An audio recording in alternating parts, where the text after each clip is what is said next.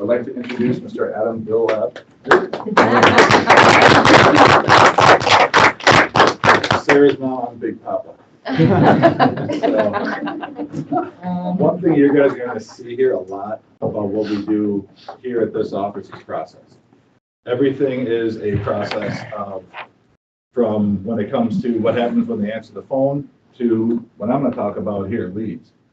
The biggest mistake that I see somebody, especially as I've become a leader, is seeing agents come through and this actually, a lot of this stuff, because I got thrown this on my lap this week, came out of Monica Kendall's. And who's the other partner that came in last week? I forget. I just because I met Monica, that's probably what I remember. But how she talks about time, and then the other gentleman there was speaking of how to not prejudge a lead. And you really have to have that mentality. So again, you can see I kind of copied, well, Sarah copied, I don't know who copied who. But I so, uniform, well, I made it. So again, here in Fond du Lac, and I came in 2014 with Mike.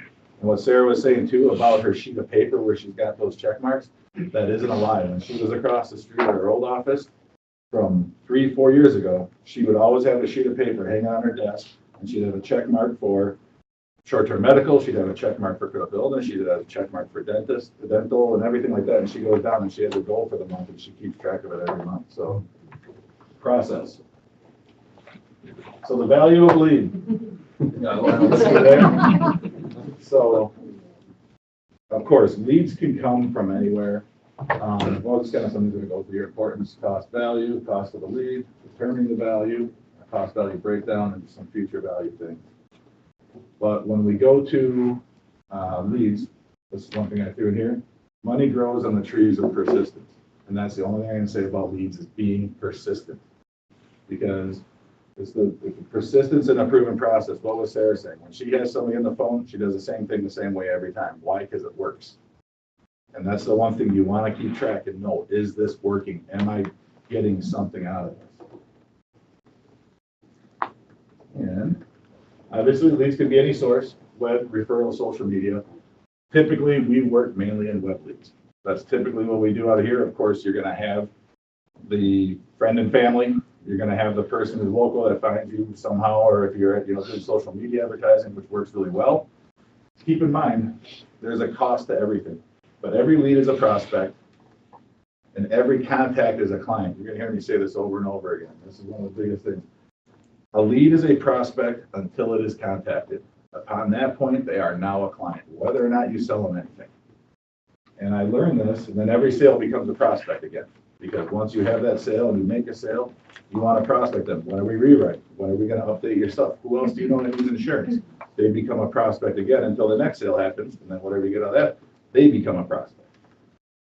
And it's a circle of life. You wouldn't believe how hard it was for me to figure out how to get a gift to work on one of these things, but I figured it out. It took me so long, Ken. So cost and value, ultimate scale. What does a lead cost? $20, $15, $10, $5, $0, because it's an age. What is the cost that's in there? That's the cost of a lead. It's going to be separate from every lead source. If you're doing referrals, how much time did you spend building that Facebook post? What are you getting out of it? How much time did you spend marketing to other businesses? What are you getting out of it? Because that's what you're putting into it. The big thing is the cost doesn't matter, but you want to know what you're getting out of it. Don't ever think about what did this cost me. Because if you're thinking about what this costs you, you're looking at it completely backwards. You want to look at what the value of a lead is. And it's going to be determined by you. That's that whole persistence thing. How aggressive you are toward the leads is going to determine its value. And it's the only barometer to consider. Don't worry about what these amounts are. Worry about what you're getting out of it. And if you keep doing the same things with a proven process, your value in any lead you take will continue to go up. Why? You're better at what you do. You're going to get more out of it. You're going to, over time, get renewals, rewrites, referrals. You're going to continue that lead value keeps going up the longer that you're in this business. When we talk about the cost of the lead, obviously, what you pay to generate the lead. And then I always want to bring in a time factor because one thing I always get surprised with a lot of agents is it's amazing how little time effort you have to put toward a web lead if you follow it up properly. And obviously with a web lead, it takes about 10 to 20 bucks in time. A 12 call cycle takes about 5 minutes. And that's text, email, phone call, voice message. Just keep in mind, some of your leads, you're going to find out you're going to do a one call close, like Sarah. That one took you, what, to the marketing aspect to get to, remember, marketing is where they're a prospect. As soon as you contact them, now you put on the salesman shoes, because now you're pitching product. But really the time to get to a whole lead, 5 minutes. Calling them 12 times and sending them texts, emails, and all that, because you might get somebody, no, I already bought, okay, I spent 30 seconds on that one. Okay, you went through all 12 call cycles and you finally got a hold of them, okay, maybe I spent 8 minutes. But on average, about 5 minutes a time. Outside marketing takes less money. Just dropping a business card is what? A fraction of a penny, but it takes more time. You actually have to go to these places. You actually have to go meet these people and all that stuff. And again, going back to Monica's one last week, knowing what your time is worth and doing the most with it. Referrals, they're the least amount of money, the least amount of time. Somebody sent them to you, just like Monica said last week. You've already got that trust. You've got that there. So referrals are there, but you can't have referrals without having clients. So you have to get the clients first for those of you guys starting out. Again, cost of a lead doesn't matter. Don't worry about the $10. Don't worry about the $50. Obviously, we have the marketing balance system in place here to help mitigate that cost and make it so you don't really feel it. And then determining value, must have had something wrong with the switch over. Your value is going to be based on your action. What that value of that lead is all up to you. How hard do you work it? I'll tell you what, if you take a lead and you call it once and you stop calling, that value just went to zero. And the cost is still what it was. Again, you determine the value, effort equals value. Now here, I'm not going to slide over, trying to take it up. Uh-oh. How did Sarah slide it? Is this your slide? Yep. Uh-oh. I don't know if I do this again. All right, I'm going to freestyle it. So, I don't know if it's going to mix in with the other slide here. Slide from 9:15. That's right. There's is that good. Let's see if it's at the end here. If not,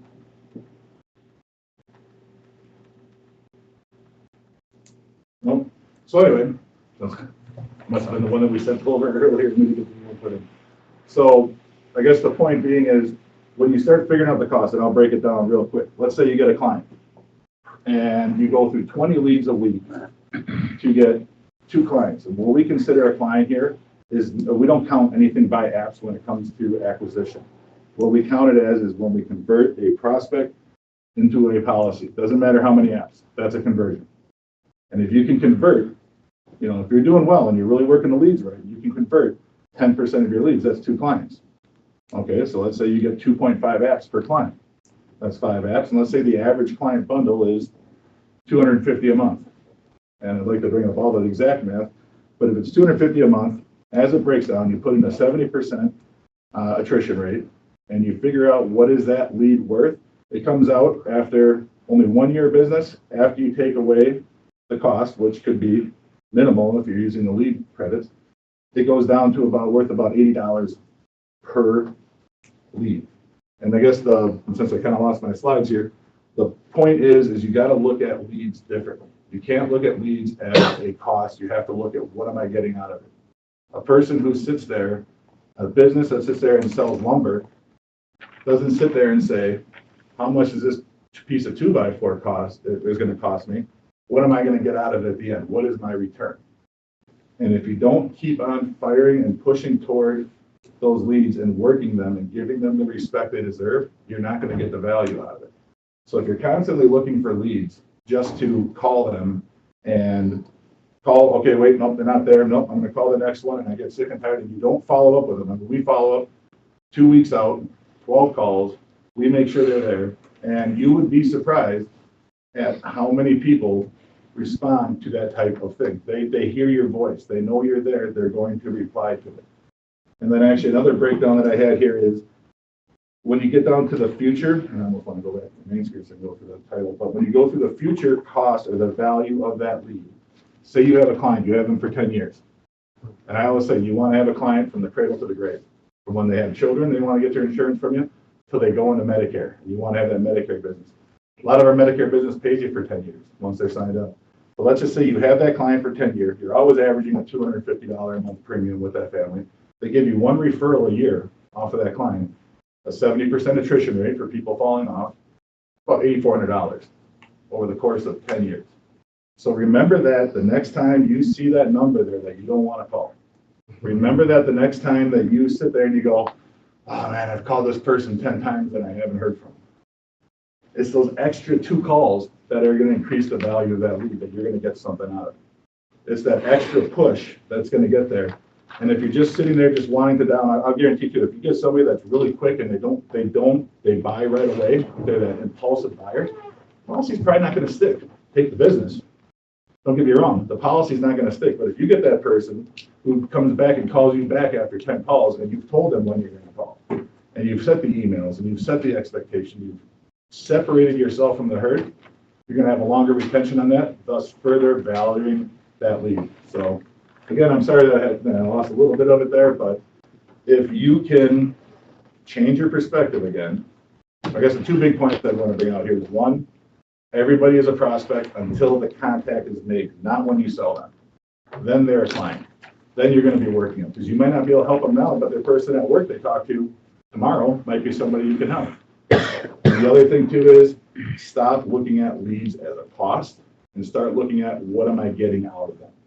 Because if you're not working the leads and you're not really keeping track of what you do and how well you're doing it, you're just throwing money out the window. So. And have a process, right? Anna? Always a process. Always a process. I Work mean, every lead the same. just like Sarah says everything the same way every time she does it. Every time I leave a message, same way. Every time I send a text, same way. Every time and when I call the clients, as long as it's in my schedule, same way.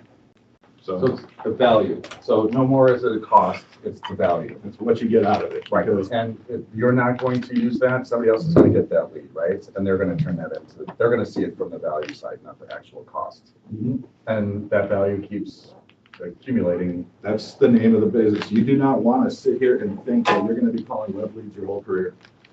The web leads are just to acquire your book. How well you manage that book, how well you get anything out of it, is what's going to matter. We had a short open enrollment, 6 weeks this year. I didn't take one single lead, and I had my best open enrollment. Didn't take one single lead. And when you have that ability, okay, now you have time for a downline. Now you have time to hire maybe an assistant, take more leads, and have them develop your appointments and really mass produce it like Sarah does. Or you have like Mike does, or I do, when I build a team, I have those lead credits, the ability to buy my team leads to help them get started because I already have a business.